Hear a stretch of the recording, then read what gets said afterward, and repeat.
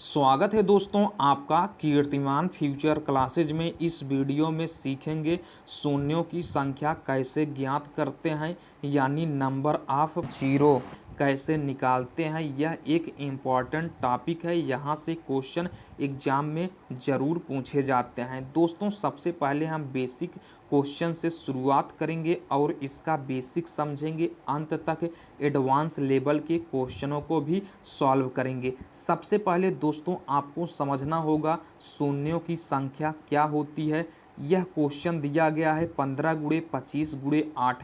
अगर आप इन तीनों संख्याओं का मल्टीप्लाई करेंगे, मल्टीप्लाई करने पर जो संख्या प्राप्त होगा उसके अंत में जितने जीरो होंगे, जितने शून्य होंगे, उनकी संख्या ही शून्यों की संख्या कहलाएगी। ठीक है दोस्तों, मान लीजिए यही 15, 25, 8 की जगह पर कोई बड़ी संख्या आ जाए तो उसे कैसे सॉल्व करेंगे। यह देखिए सिंपल सा मल्टीप्लिकेशन है, तो इसे आप मल्टीप्लाई करके भी निकाल सकते हैं कि शून्यों की संख्या कितनी होगी। अगर यहीं पर बड़ी संख्या आ जाए तब उसे कैसे सॉल्व करेंगे, सिंपल तरीके से आप सॉल्व करेंगे। हम आपको बिल्कुल बेसिक कॉन्सेप्ट बताएंगे। देखिए दोस्तों ध्यान से समझेंगे, किसी भी संख्या के अंत में शून्य लाने के लिए केवल दो संख्याएं जिम्मेदार होती हैं।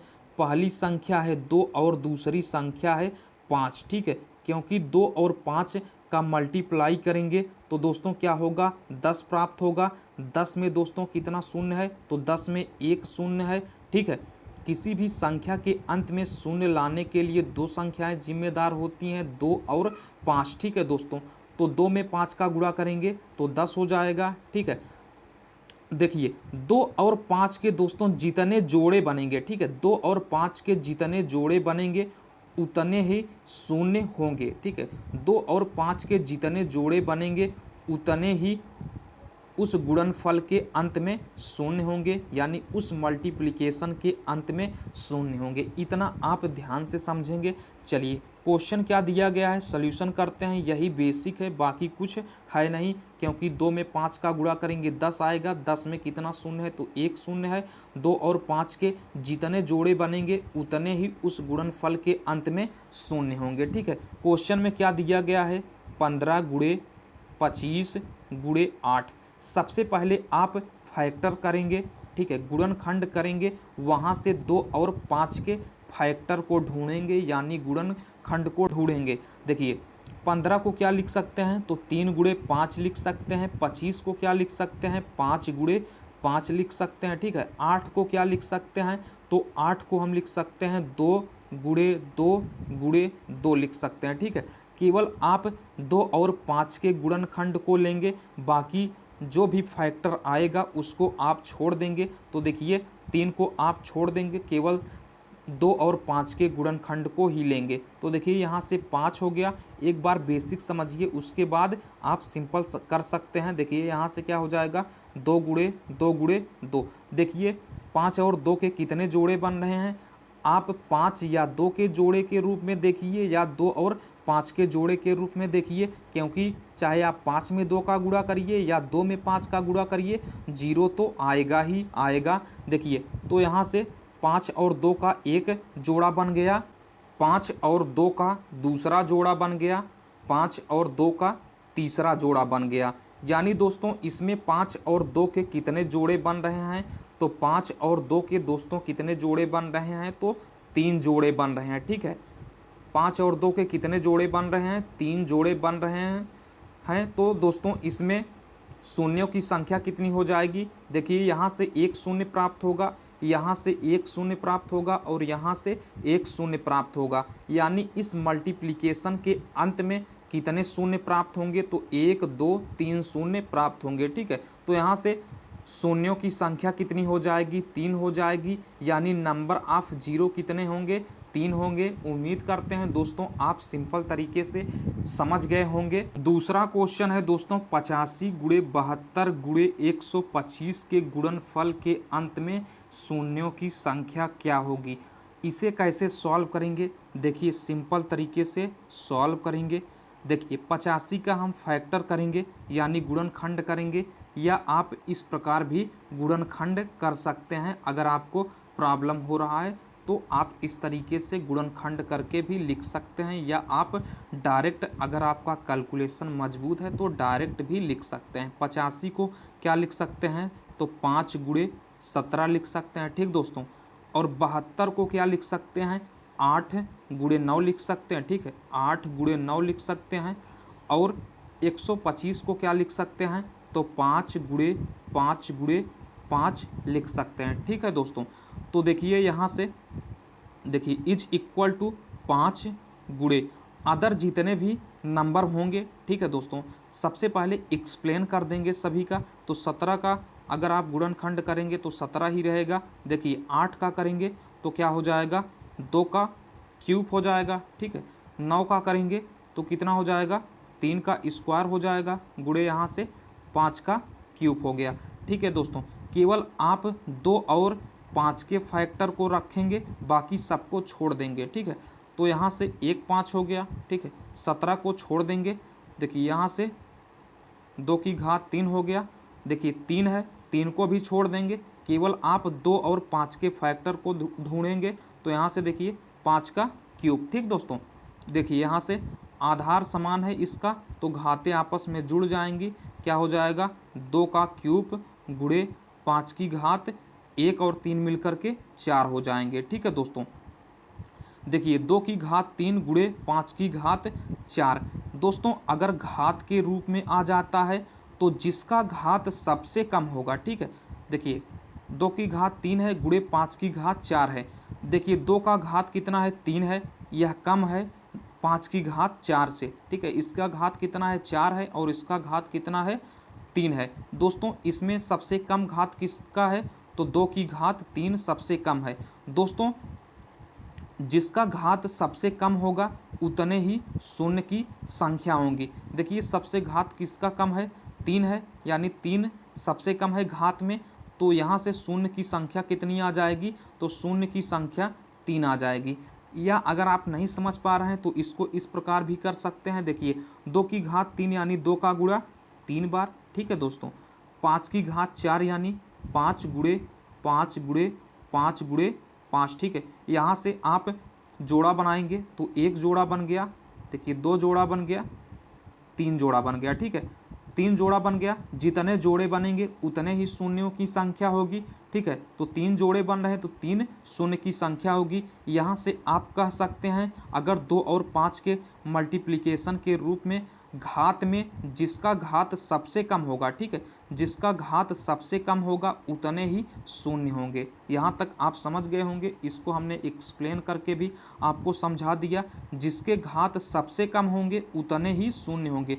तो 2 की घात कितनी है, 3 है, 5 की घात 4 है, तो सबसे घात कम किसकी है, 3 है, ठीक है। सबसे घात कम कौन है, 3 है, तो 3 ही शून्य की संख्या होगी।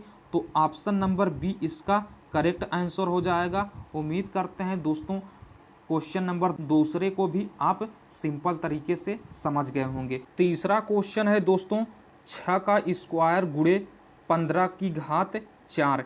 इसमें निकालना है इसके मल्टीप्लिकेशन के अंत में शून्यों की संख्या क्या होगी।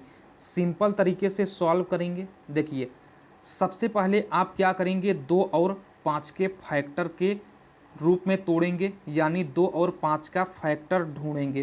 तो 6 को हम क्या लिख सकते हैं, 2 गुणे 3 लिख सकते हैं, कि घात कितना हो जाएगा, 2 हो जाएगा, गुणे 15 को हम तोड़ेंगे तो 3 और 5 के रूप में तोड़ेंगे, कि घात कितना हो गया, 4 हो गया, ठीक है दोस्तों। इसको अलग अलग तोड़ देंगे तो 2 का होल स्क्वायर गुणे 3 का होल स्क्वायर गुणे 3 की घात 4 गुणे 5 की घात 4, ठीक है। केवल 2 और 5 के फैक्टर को लेंगे, बाकी सबको छोड़ देंगे, ठीक दोस्तों।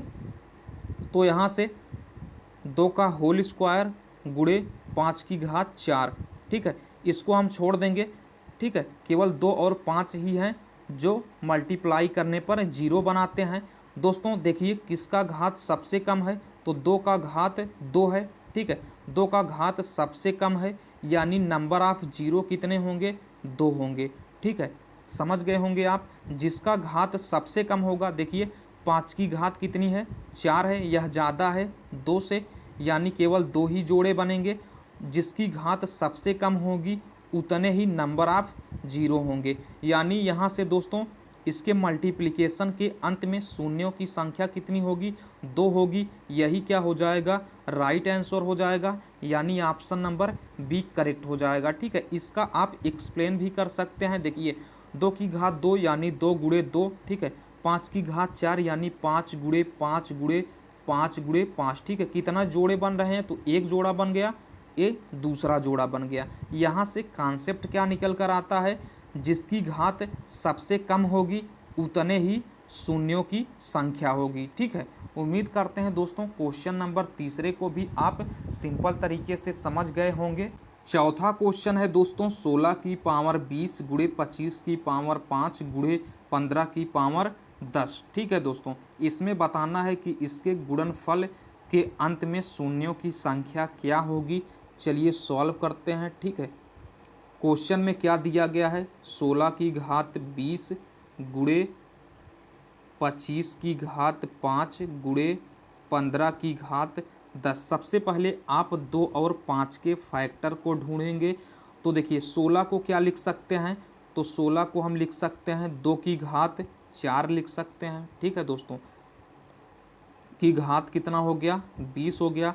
और 25 को हम क्या लिख सकते हैं, ठीक है, 5 का होल स्क्वायर लिख सकते हैं, की घात 5 हो गया। गुणे 15 को क्या लिख सकते हैं, 3 गुणे 5 लिख सकते हैं, की घात क्या हो गया, 10 हो गया। ठीक है दोस्तों, देखिए ए की पावर यम की पावर यन हो जाएगा, यानी 2 की पावर 4 का गुणा 20 में कर देंगे तो 80 हो जाएगा। यानी 2 की घात दोस्तों कितना हो जाएगा, 80 हो गया। गुणे यहाँ से भी ए की पावर यम की पावर यन यानी 5 की घात 2 पंचे 10 हो जाएगा। गुणे अलग अलग तोड़ देंगे तो 3 की घात 10 गुणे 5 की घात 10। ठीक दोस्तों, देखिए इसको और थोड़ा सा सॉल्व करेंगे। 2 की घात 80 हो गया। गुणे देखिए इसका और इसका आधार समान है तो घातें आपस में जुड़ जाएंगी अगर इनके बीच गुणा का चिन्ह लगा है तो। देखिए 5 की घात 10 और 10 मिलकर 20 हो जाएगा। गुणे 3 की घात 10।